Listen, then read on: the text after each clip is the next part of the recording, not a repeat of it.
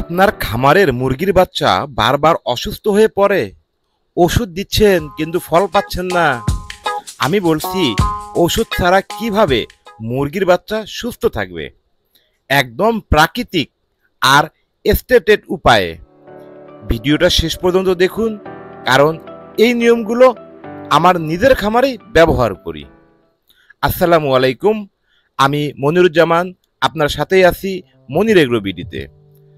যারা এখনো নতুন আমার চ্যানেলটি সাবস্ক্রাইব করেননি তারা সাবস্ক্রাইব করে পাশে থাকুন। আজকের ভিডিওতে জানাবো কিভাবে একদম প্রাকৃতিক উপায়ে আপনার মুরগির বাচ্চাগুলোকে সুস্থ রাখতে পারেন কোনো ওষুধ ছাড়াই। প্রতিদিন ঘর পরিষ্কার না করলে রোগবালাই লেগে যায়, বিশেষ করে বিষ্ঠা, ভেজা বিছানা ও পচা খাবার, এসব থেকে গ্যাস তৈরি হয় যা বাচ্চাকে অসুস্থ করে। আমাদের করণীয়, প্রতিদিন খাঁচার নিচে বিছানা পরিবর্তন করব, ভিজে জায়গা শুকানো অবস্থায় রাখতে হবে, পরিষ্কার পরিচ্ছন্ন রাখতে হবে, খাওয়া ও পানির পাত্র যথারীতি রেগুলার পরিষ্কার করতে হবে। আমার সপ্তাহে 2 দিন অন্তত আমরা মুরগিকে লেবুর রস পানিতে মিক্স করে খাওয়াবো, তাহলে ভিটামিন সির ঘাটতিটা পূরণ হয়ে যাবে, মুরগি সুস্থ থাকবে।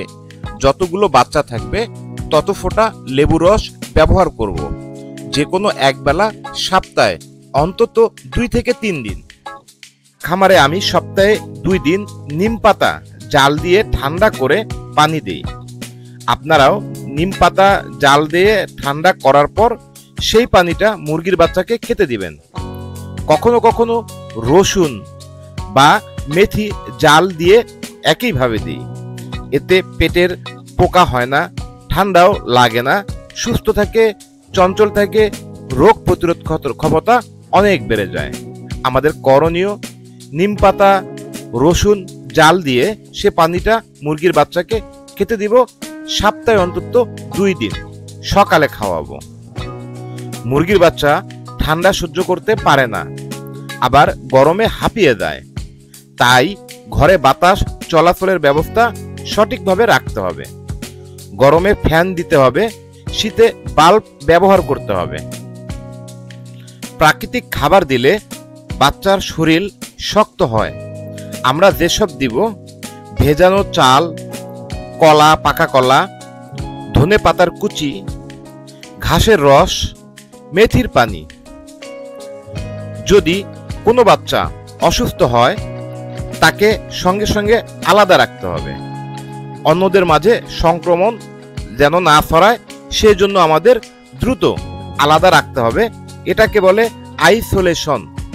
ছোট জালের ঘরে বা আলাদা জায়গায় রাখতে হবে। আমি প্রথমে অনেক ওষুধ ব্যবহার করতাম, খরচ বাড়ত, ফলও খুব ভালো একটা পেতাম না। এরপর প্রাকৃতিক নিয়ম মেনে চলছি, এখন দেখি বাচ্চারা অনেক সুস্থ থাকে, খরচ অনেক কমে গেছে। যাদের খামার ছোট তাদের জন্য এই পদ্ধতি সব থেকে ভালো। ভাই, বাচ্চা সুস্থ রাখতে হলে নিয়মিত রেগুলার পরিচর্যা করতে হবে, নিয়মটাই আসল। এই নিয়মগুলো আপনি খামারে চালু করলে ইনশাআল্লাহ অনেক ভালো পাবেন। ভিডিওটি ভালো লাগলে লাইক দিন, সাবস্ক্রাইব করে পাশে থাকুন, আর প্রশ্ন থাকলে অবশ্যই কমেন্টে জানাবেন ইনশাআল্লাহ।